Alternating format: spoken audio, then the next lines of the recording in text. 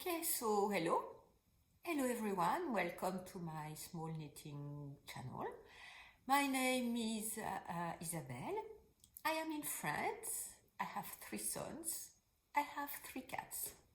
Some say it's related, and sometimes I have to interrupt to let them in or out because I'm just the door woman for them.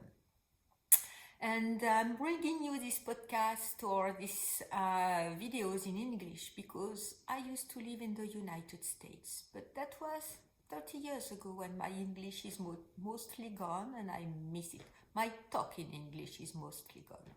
So I take this opportunity as a way to practice my English and talk to you about every week about my knitting adventures. This is gonna be such an episode today, a very regular format for knitting channels, and every other week I bring you my take on the woolly news, the news from the wool and fiber community, what I've seen, what has caught my attention. So it was last week's episode and it will be next week's. And once a month, I do a report about my year-long project about yarn no by year. Okay, so if this sounds good to you or if this is of some interest to you, please subscribe to my channel and please stay tuned. Okay, so before I forget, I'm gonna start, as everyone does but me, with what I'm wearing, because I have my things I want to talk about to you, and almost every time I forget to talk about or say what I'm wearing. And the other reason is also you've seen mostly everything I have left from my knittings. So so I'm wearing the beautiful fresh peony shawls. The yarn was from Trellis. Trellis is a wonderful French woman living in Greece. She's an independent dyer, and the pattern was from Maria. And so I will link the specifications down below.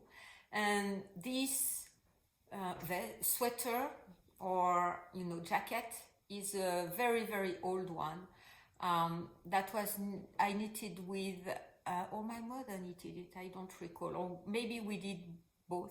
We both knitted on it with yarn from the filature Saint-Bertrand from the Pyrenees, from the mountains in the Pyrenees, the south of France. And so this yarn doesn't exist any longer, and it was produced by the mill from the filature. Filature is a mill, or it's at least the place where you thread the yarn, but they were doing more than that. So it's an undyed yarn from the ships from the area, and they would receive the fleece and make yarn.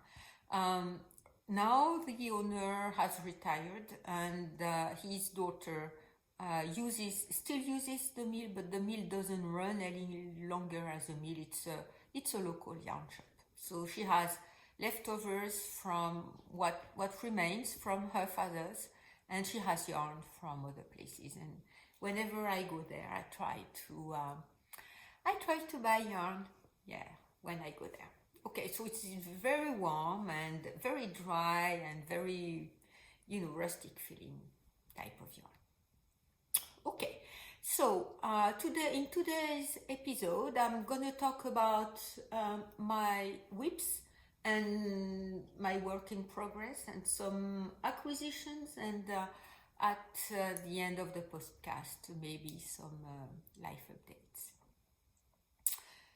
So in no particular order, my first work in progress about my Zenzi pullover. So last time I think I reported, I said I separated for the sleeves. After I tried it on, I was a bit afraid that the sleeve opening were going to be a bit small for me and for the size I had chosen. So I made an additional increase row to go one size up for the sleeves and the rest of the body. It fits me perfectly when I try it on. And last weekend I went to see my parents, so there was lots of driving, and also I could finish the body that I thought I had placed on my knitting barber cords, but I see I haven't. Okay, so I will place on the knitting barber cords before I get to the ribbing, because I like, whenever I knit a top-down sweater or piece, I like to try it on with the sleeves, get to the sleeves, do the sleeves, and see how it fits me to decide whether I need to make it longer, shorter, or I can, my length is okay and I can do the ribbing. I don't want it too much cropped, but I don't want a long sweater. So we'll see how this falls whenever I cast on for the sleeves. I had decided for this color last year. I had decided for this pattern about at the same time. I did not want to cast it on right now because I wanted to knit some other sweaters whenever I was finished with my yellow Laurenson sweater. Anyway, these colors may remind you of what's happening right now in Europe and the color of the Ukrainian flag. So it's just a coincidence because whenever I underwent with this project, there was absolutely no signs of anything. Anyway, they are all in my heart and in my thoughts, and I'm sending them good vibes. And once it's finished, I will be very proud to wear this sweater with, these particular colors that have a very, very, very particular meaning today. And of course, I did not anticipate any of that. Good, so that is my first work in progress. I've knit quite a bit on that one. I haven't knit on it this week because I'm trying to finish my other work in progress. So I forgot to say, the royal blue yarn I'm using on the Zenzi pullover is also from the Pyrenees. It's a mohair yarn that has not been combed, so it's also very, very dry and to the touch, and it has a beautiful stitch definition. And the bright yellow one is from Laine Paysanne. They had a collaboration last year with a concept store that is whole. It's a concept store in Paris. So they dyed some of their yarn production in a range of browns. It's called brun doré, but it doesn't look brown to me. It looks more yellow with a bit of green hues in it. So I like it very much. The other, my next work in progress, and the one I'm trying to be finishing, I had to switch my project bags and move it to this very, very big tote canvas bag, cotton bag. It's my half and half triangle wrap from Pearl Soho, and the idea came from Khadija Knits, Jackie and Caitlin, who have also a podcast here on YouTube. That made it very, very popular, and many, many people knitted that shawl. It's my second version. I have one that is more with some kind of beige color and a very, very bright orange color. So this is all that I have left to knit, but don't think it's almost finished, because from what I have done with the Iroise colorway, The yarn is Dererum Natura Ulysse yarn. I still need to have one more ball to knit, and I still need to have to finish that one. So I've used 7 balls for the Iroise colorway. So this is the 6th one, and so in all these stitches here, I still have 1.5 ball to knit. So don't think it's finished, but I'm trying to rush and knit as much as I can on it to finish it, because I want to move to my slipstravaganza. I want to knit and use the very beautiful yarns I have for it.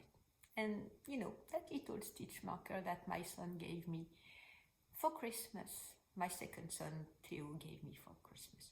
So the shawl is huge. Some of you may say massive. I've heard people say that about shawls, big shawls.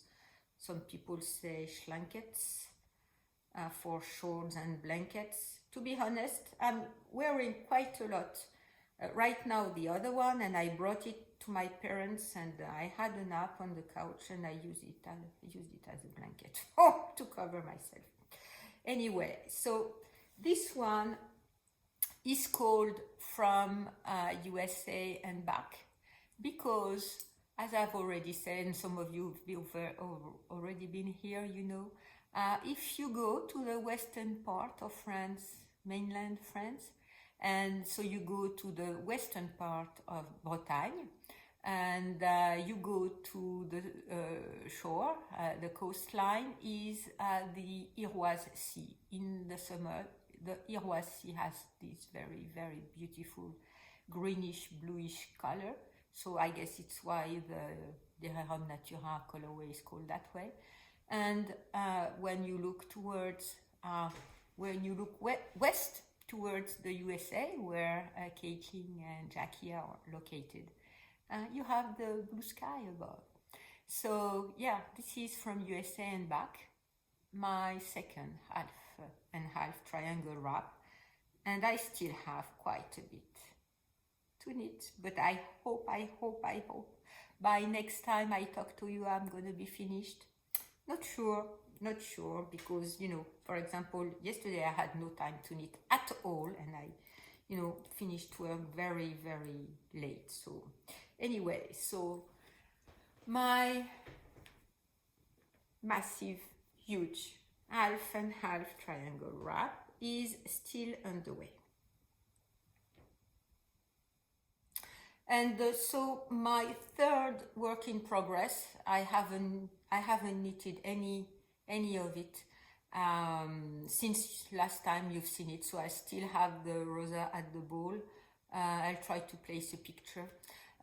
Rosa at the Ball mittens or wrist warmers. I still have one done. I still need to place the embellishments on this one, and I need to knit the second one. It's in my car, and it's waiting for me to have time to knit on it. Okay, so I'm gonna next clear things here and move to my acquisitions. Okay, you may recall I have a sweater quantity for the sorrel sweater, the winter sorrel sweater, the first one that was published. I've already knitted the summer sorrel, and I'm sure I will knit it again. But I have a yarn quantity from La Bien-Aimée for this sweater. It was a huge acquisition for me. It was a treat, and I decided I was going to treat myself with that yarn at the time. At the time, I had figured out a fade for myself on the website. So the first one was air guitar. It's not at all on my comfort zone, but I just fell in love with these color pops there. I had Fiori as a second one, and on the website it looked like a good idea to go from that one to Fiori, and then the next one was, I had chosen was, oh, who are you? Sozu. So, but when I received the yarn, I thought Fiori is too light. It won't go there. And my fourth one was Winterfell, if I recall correctly. No, the North. And Fiori was not being, to me, the right color to place in that fade. So I placed the order last year. So I waited and I did not know what to do. Maybe you want to see the mohair I'm gonna use with it is, so this one is Winterfell, yeah, a very, very, very dark blue color, and you know, blue is my black, so I love, my wardrobe is mostly blue, even if I try to dress differently whenever I turn the camera on, but most of my wardrobe is blue. So here is the fade as I had it. So I had two questions. First, what to place in between air guitar and Sozu? Because the rest of the fade was fine to me, and you know, I think the colors were going to be okay. Some of the colors here you find there, some of the colors you find. So okay, I was happy with that. So that was my first question. Why? What do I choose to replace Fiori? The second question was, I had second thoughts about the mohair because it's a very dark mohair, and I was afraid it would completely turn off all the color pops from air guitar, and maybe the other ones too. So I had two questions. So after a long while, and after La Bien-Aimée started her virtual knit nights that I attended all of them but one regarding her worsted yellow book. At one point she said there was an email you could write to and get color advice. So I did. So it took a few weeks for them to find my email and answer, because it's a very small team and they have most probably a very high volume of questions and customers. So I had an exchange with Julia. Hi, Julia. And so she said first that in her opinion Fiori was too light, so okay, but that Winterfell was good as a fade. Sure, it would, you know, maybe tone down a bit of the pops from air guitar, but to her it was the correct mohair. And she offered another one, I forgot the name, I will write it down. It was a dark gray, so I prefer the blue rather than the dark gray. And in the north you have very blue hues there, and you know, some, you know, lighter ones. In Sozu you also have some blue pops on a grayish background, the same, you know, kind of gray background for air guitar. So she said she was okay with the mohair, so I did not buy any more mohair, but I bought one skein. So she offers several ones, and I think this one is Storm, yes. So she had several recommendations, and I picked up that one because that one has, you know, pops, speckles, blue speckles. The other ones were more on the, it was the Petit Nuage or Grand Nuage, more on the purple hues, and I don't like purple very much. And so this is, you know, it has some of these greenish speckles, a bit of purple, but blue ones that I think fit perfectly in my fade. So now this is going to be my sorrel sweater. I'm very impatient to cast it on with here the mohair, the Winterfell mohair. So I'm very happy. I spent some money.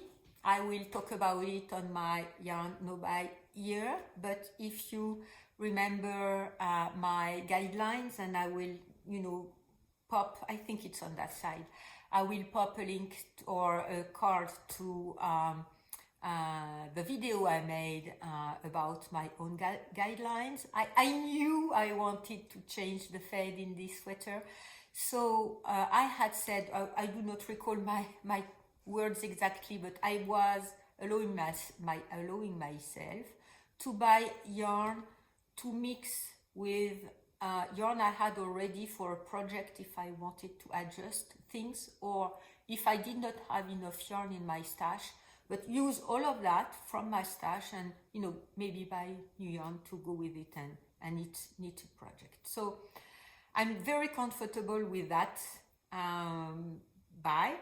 So, but the question is, what am I going to do with that? And I have an idea that's been in my mind for a very long time, or at least since this pattern came out, and this pattern came out, when did it come out? In December 2019. I will talk about it just next to it, and I know what I'm gonna be doing with that. And if I need more, and if one skein is not enough, I will start the project with it. And if one skein is not enough, I will, you know, either mix, you know, finish it with that one, with air guitar, or any of the other yarns I have from, or if I have any left from the sorrel sweater. Okay, so we're gonna move now to my next acquisitions. I was going to talk something else about, but as I'm talking about patterns, we are gonna move to that these acquisitions, because I got a lot of patterns. Okay, so as I just talked about Fiori, which is very beautiful and very light, not at all in my comfort zone in terms of speckles, but I like it very, very, very much.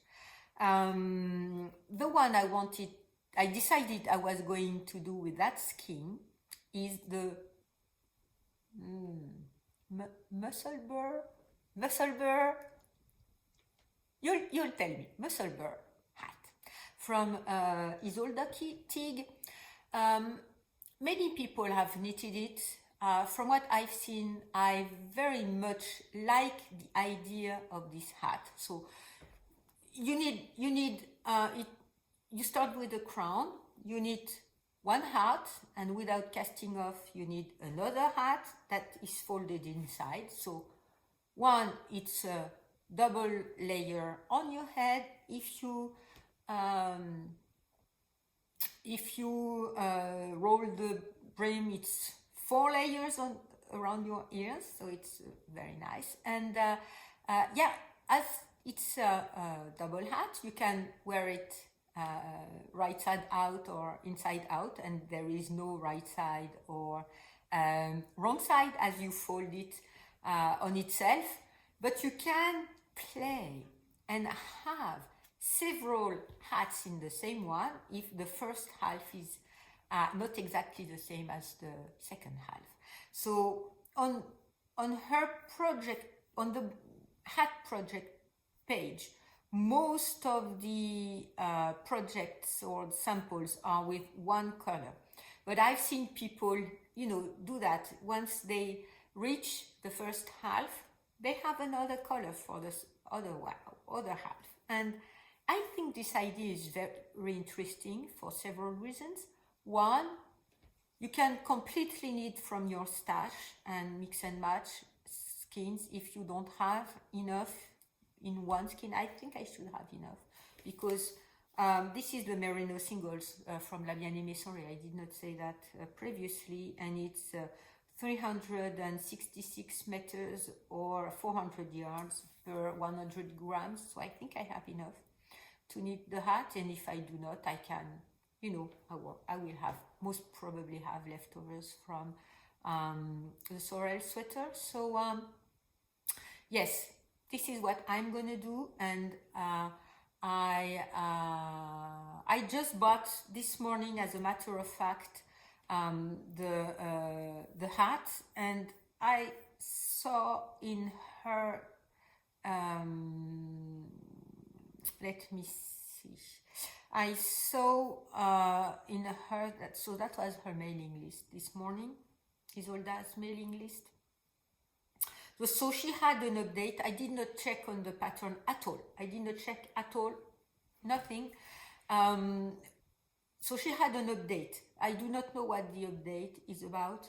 All I know is you can knit this hat at a very different gauge from, you know, many different type of yarns. So it's perfect if you are trying to knit from your stash. And there is a wide range of sizes, from babies to X-large or large adults. So she had an update. I haven't checked what the update was about. I had no time yet. But she was offering a code, a 25% off code. I just took that opportunity.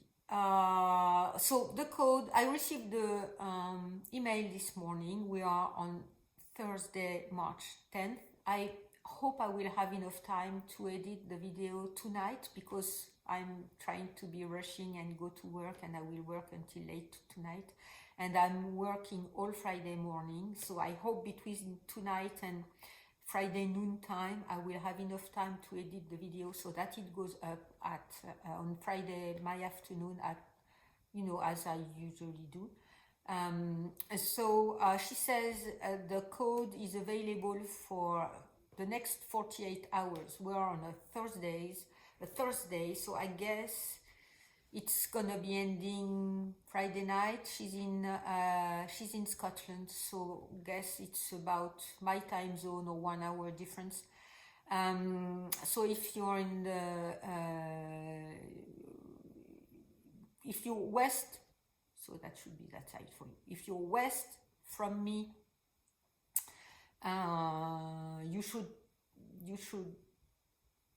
probably buy it as soon as my video goes up.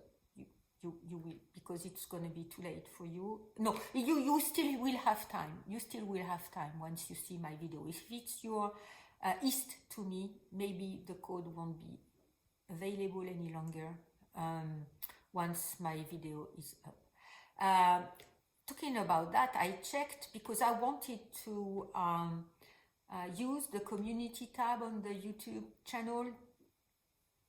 Not for that, not for paid for patterns, but I had another, so maybe, you know, to notify people there are codes up there for paid for patterns or some free patterns that I like. But there is a subscriber limit for the community tab. I think it's 500 or something. So, you know, I can't push that information to you other than my video, and my video is going to be too late. So, for some of you. So anyway, there is right now a code for the muscle burr pattern, and it's with 25% off, and I took advantage of it. Okay, the other patterns I bought are 5 patterns from Sari Nordland. And why did I buy 5 of them? First, because I wanted to buy the first one I bought. That was the marzipan sweater I've already talked about. I've already said I liked it very much. And so usually when her pattern goes up on the first 24 or 48 hours, Sari Nordland has a code. And so I was, you know, she had said it was going to go up at some point. I think it was at the end of last week or at the beginning of this one. I do not recall. But anyway, I kind of had my eye on that. Not to use the code, but I wanted to buy the pattern. So once it's up. And what she said it that she was not going to be offering early bird codes for this pattern. There is a hat that goes with it too, but she was offering until last Sunday. So okay, so I bought it at the end of last week. Until last Sunday, she was offering 25% of all of her patterns sales, anyone, all of them, to UNICEF and UN Women towards the helping Ukrainian people. So I had, when I placed the marzipan pullover pattern in my cart, Ravelry told me I had, 4 more patterns in my favorites and not in my library. So I had a look. No, I had 3 of them. I had a look because what I liked is that Sari said she did not, if you did not need the pattern, not to buy them and donate to directly to the organizations, because she needed the money less than the Ukrainian people, and I really like that. So I said, okay, I'm gonna buy the 3 ones I have in my favorites. And once I was there, there is one pattern that exists in 2 versions, so I bought the 2 versions. So that's 4 additional patterns I bought from her on that occasion to give 25% of my purchase towards the organization she supports. So the first one is the Pass sweater. This sweater I like very much. There is on each side some kind of a stitch pattern, and I think if I make that one bigger, I can maybe see. The stitch pattern is more uniform on the body and the sleeves, but on each side of the body, and it goes from the sides and down to the front, and I think also to the bottom, to the back, and bottom of the sleeves. I like that. She's done that with a marzipan pullover and with a Pass pullover I have had in my favorites for a very, very, very long time. And the Pass pullover was originally published in August 2018, the August 2018 issue of Making Stories. And it's the ebook, because I'm not sure you can buy the printed version any longer. I don't think it's available. I'll check, but I think I looked. It was called Stripes. And the sweater has, on each side, this pattern that goes down towards the center front and the center back. And I think what I like, with very nice details on the sleeve shaping. And I think what also very much appealed to me, what caught my eye when I first saw the pattern, is the very light blue color that it's knitted with. So I think the combination of the color and the pattern is very, very, very beautiful in my opinion. And so I got the Pass sweater.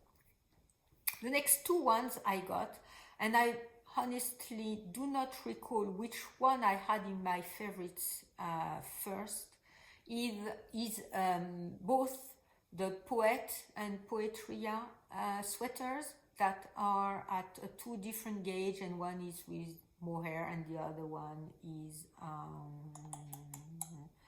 in fingering weight. So the Poet is in fingering weight and Poetria is in decay, but you're holding together one fingering yarn strand with a mohair strand.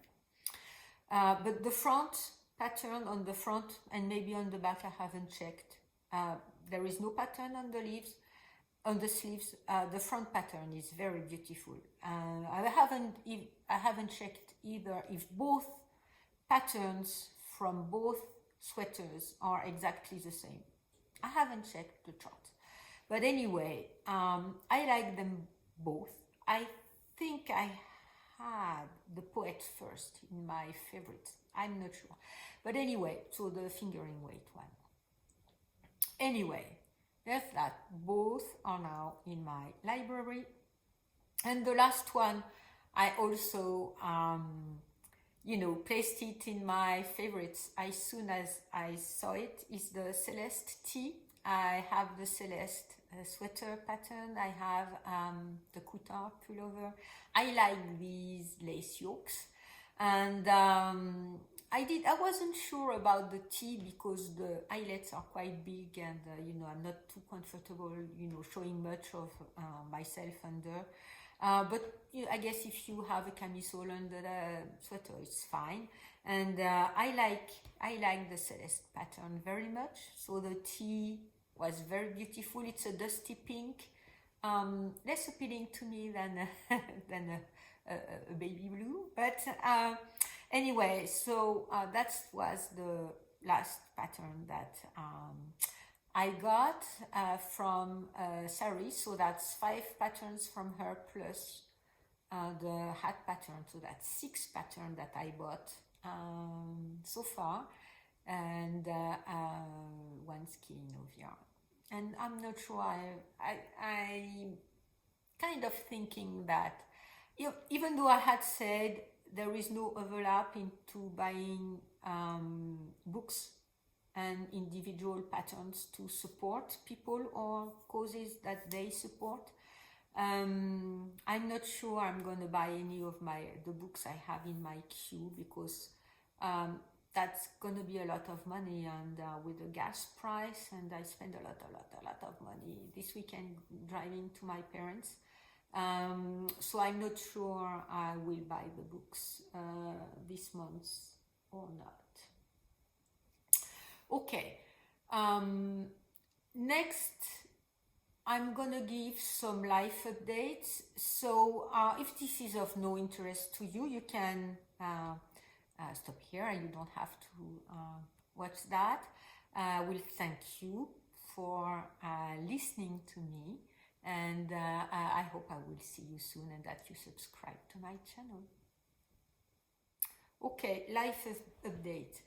My father is home. As you may know, he was quite sick and he spent 3 weeks in the hospital. He's home with only a nurse coming every other day to check on his last foot, because he was amputated 4 or 5 years ago due to complications linked to diabetes.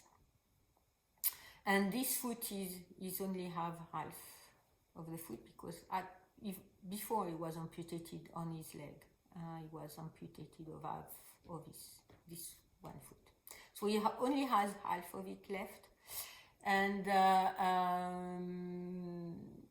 as I could not see him, I had no idea how big the situation was on his foot, and so I forgot. I did not know, so I did not ask the hospital why he had such a big wound in his foot. They did it. They said they were pulling something out of his foot, and he did not know what. So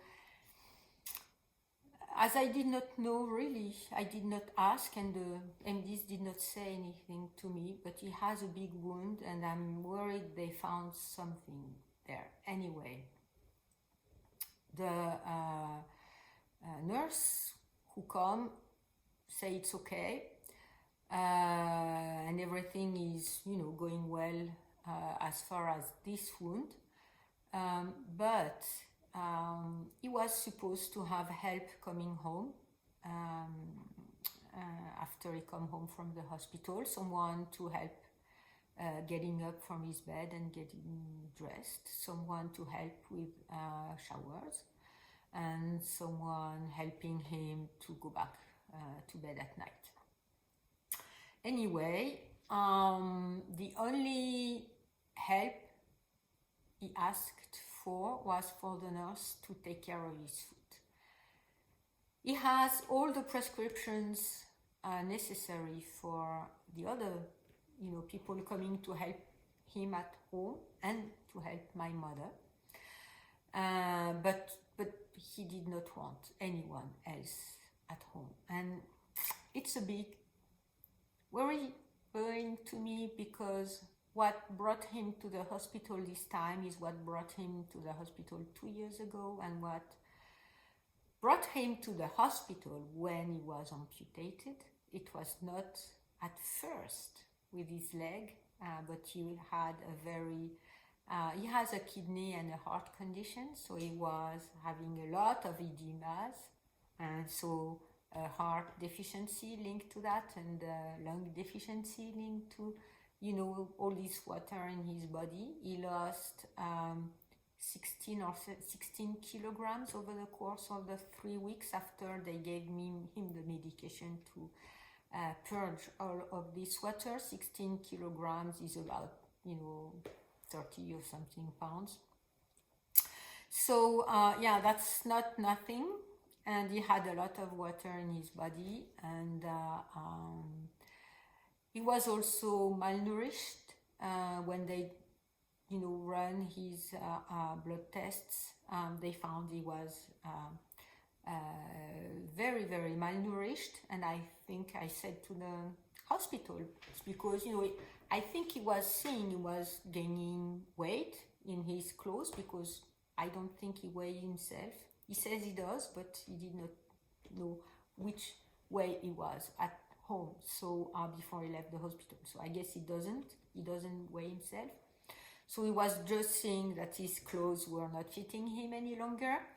And he is very, very, very, very conscious about his weight. He's always been very a sporty and athletic person.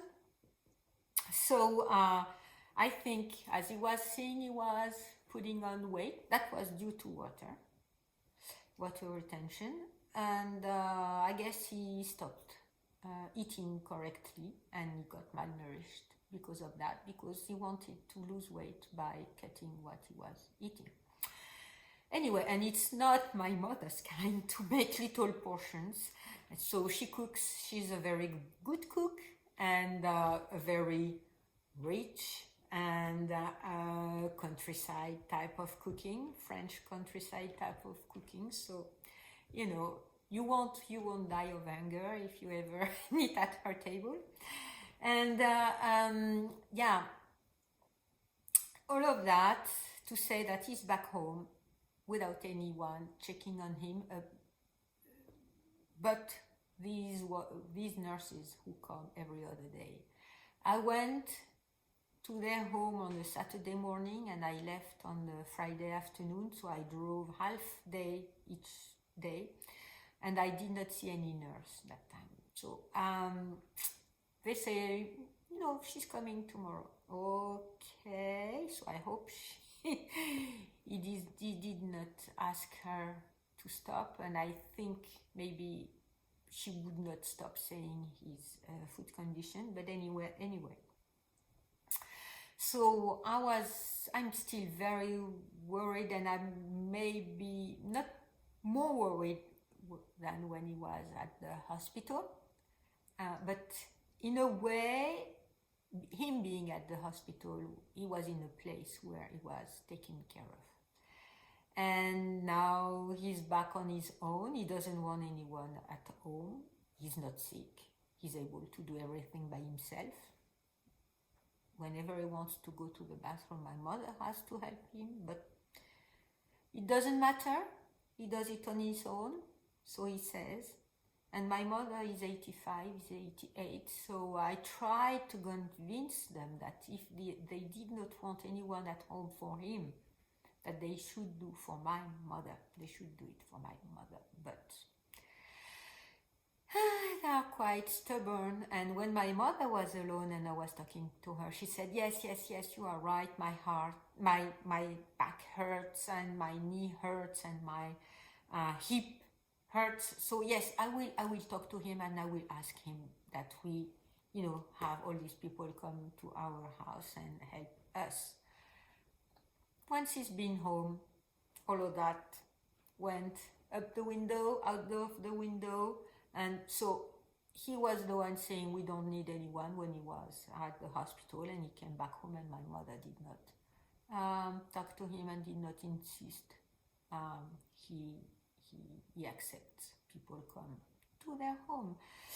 So now what I'm saying is that you need to be both in good health conditions to stay at home and to prevent bad health condition to come to you. You have to have medical people check on you on a regular basis, because I'm not a medical doctor, and even if I was, I'm their daughter, so I don't see them as I would not see them as patients. And but yeah, as he is not sick, and he says the things he usually says, okay, I had this and that, yeah, everything else is fine. Okay, good.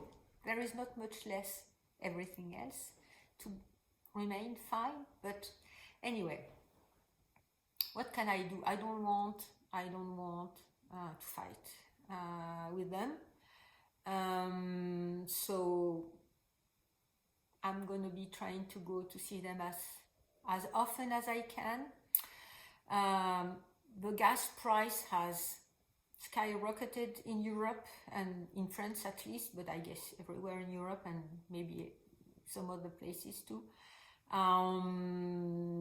And between the gas and the highway toll, it was over 200 euros for a round trip. So if I want to do, at first when he was in the hospital, and that was before the war in Ukraine, I had said I was going to come and visit them once a month. I don't think I can do that anymore. So, or I have to, make other choices. So, for now, I'm going to try I call them twice a week, because every day they feel I'm, too much checking on them. So I'm, twice a week, I guess they are okay with that. And I will try to talk to their local medical doctor, because if she doesn't want to talk to me, she doesn't have to talk to me. And in some way, she's not that much paying attention to them. So anyway, I'm not sure what is going to happen, and I'm afraid it's going to be a very difficult year regarding my parents' situation, which is not much compared to what people are suffering in Ukraine and in the eastern part of the European continent. I'm also thinking of the people in Russia, because some of them also are suffering, and some of them are kept in the dark as far as the news, and that is not good either. And yes, I'm sending all what I can to them.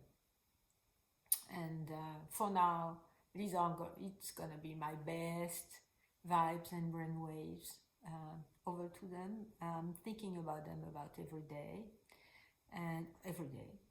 And yes, and I hope there will be some kind of solution out of that, where people can live in their house, live in their home, on their own land, the way they want. Okay, so with all these not so happy news, I hope you can actively place happiness in your life. I hope your knitting is giving you happiness. One stitch after one stitch, moving one stitch after one stitch. And I hope you will also be sending all your thoughts and whatever you can towards people in Ukraine. And yeah, I'm thanking you for watching, and I hope I will see you next time.